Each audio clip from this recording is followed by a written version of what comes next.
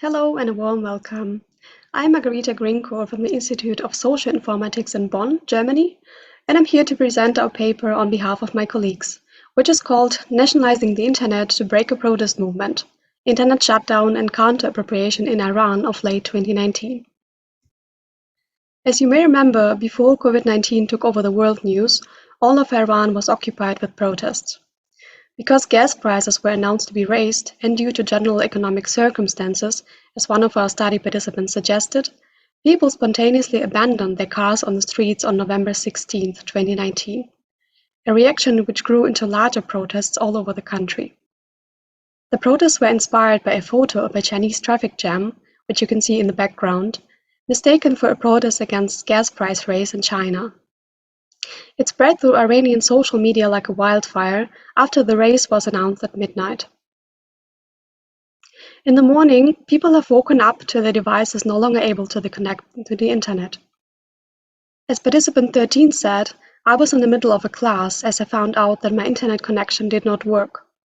After that, I came back home and found our ADSL also was disconnected. Presumably to keep people from protesting, the government took an additional measure, disabling access to the international internet for up to 2.5 weeks. What followed was an interesting dynamics of appropriation and counter-appropriation between the government and its citizens.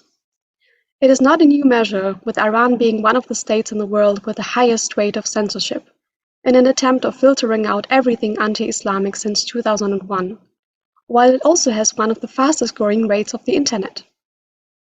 The use of social media has shown to be connected to protest, of which 2009 so-called Twitter revolution, although traditional media sources were much more used at that time, as Megan Knight suggests, known as the Green Movement, has been a good example.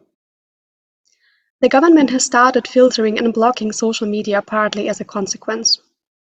Our research is based on the understanding of counter-appropriation and attritional infrastructure as introduced by the Castro Leal and others, meaning citizens' resistance to a state infrastructure which is meant to monitor, control, and restrict information flow.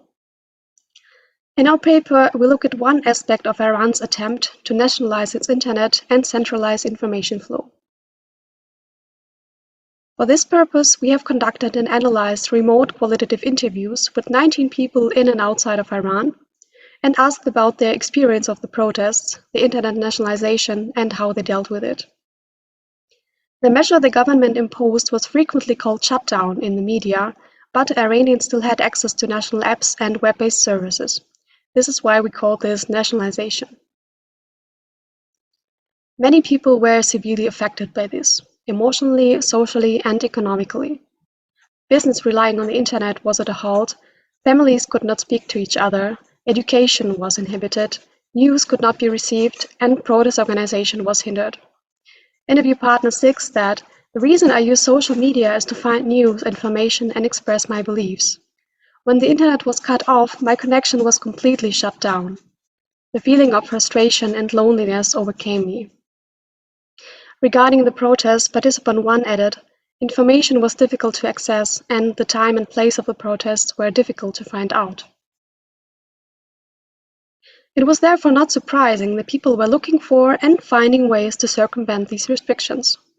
Previous measures I have mentioned have made citizens aware of ways like virtual private networks, VPN, proxy servers, virtual private servers, or VPS, and foreign SIM cards. The government frequently blocked the VPN and proxy server connections, but people still found ways to send new links via social media. In the background, you can see an example of how VPN is set up using a modem connecting to a network abroad. Companies and institutions owned by the state, on the other hand, have maintained access to foreign websites via VPS.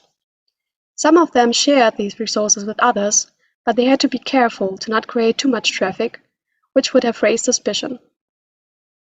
Those living at the border could obtain SIM cards abroad and connect to the mobile internet.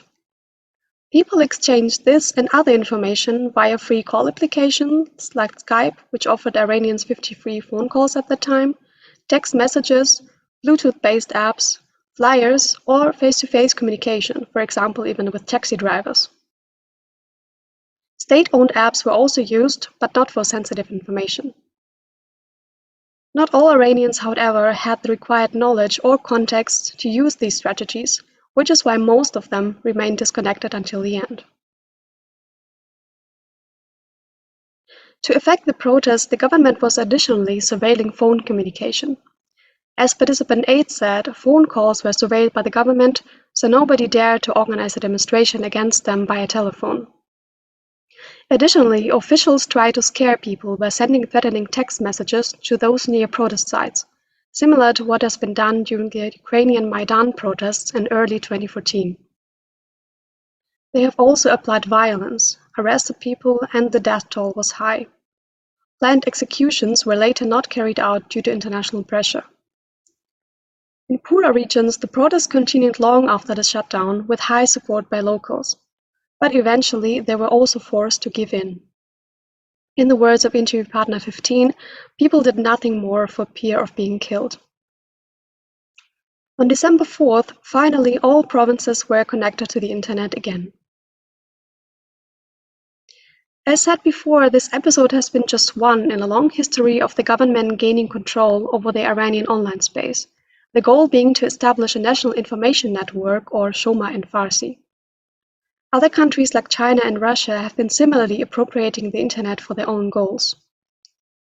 It remains questionable whether such a network could be stable and sustainable enough without any connection to the international digital infrastructure.